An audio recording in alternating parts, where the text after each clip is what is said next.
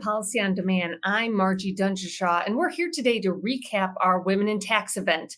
Joining me are two special tax partners, Kim Spinello and Melissa Wasson. Ladies, thank you for joining me here today. And what an exciting few days we had. Before we dive deep into our key takeaways, I just wanted to set the stage with what is Women in Tax and why did we decide to hold this event? So first and foremost, there are more and more women in executive senior management positions. And so as that number of women is growing, we thought it was really important to foster a community for these female executives to come together as they are leading their organizations through an incredibly dynamic time with some very complex issues that we're navigating through. So whether we're facing issues like the debt ceiling or Pillar 2 or cost pressures or employee and talent challenges, whatever the current issue, we had an opportunity to hear from many great speakers who shared their strategies for leading organizations through a problem-solving framework. So how do they address tough challenges? How do they lead their teams? How do they communicate with other leaders and stakeholders? How they manage risk? And their strategies for how they balance both short-term and long-term objectives. Unlike other traditional tax conferences, the Women in Tax conference focused not only on technical insights and the latest updates on tax legislative and policy issues that we're all facing, it also provided the time and the space to reflect on their leadership, their mentorship, and how they're building a brand and legacy within their organizations. So for me, Joan Higginbotham, a retired NASA astronaut, was a guest speaker. And she reminded all of us that as we are working with teams of executives, very confident, very specialized personnel, we are often called upon to be leaders of leaders with our expertise and when our specialty is a critical component in a decision that needs to be made. So for me, that was an incredible lesson and takeaway that I had from our conference. So now I'm going to pivot to my two guests here. Kim, I'm going to come to you first. What were some highlights and insights that you are taking away from this year's conference? Yeah, thanks, Margie. So we really did have some amazing speakers and panelists. It's hard for me to pick one, especially when we had an astronaut, to your point.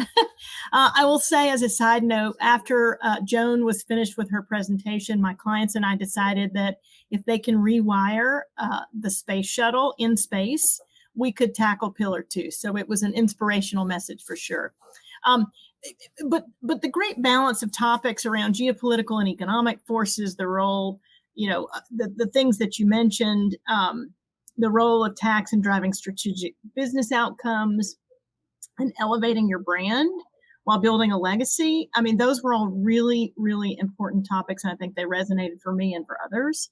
But that said, I think the highlight was just the overall sense of community and camaraderie that existed between this group of women. I personally got to spend time with existing friends and colleagues and to expand my network with other accomplished women in tax. And that's a really valuable impact from this conference. Excellent. And Melissa, what were some of your key takeaways and highlights from the conference? I thought it was amazing. I loved the energy, the power of seizing opportunities and never giving up. That was a big one. We all have to face that, right? So we just keep going at it, owning your power by being authentic and confident and how we build trust and really influence across our organization was another area. And that was from our speakers. And I think everyone got a lot out of those conversations. And then not to mention how we just lead through change. So we talked about, just innovation, how that's changing so rapidly.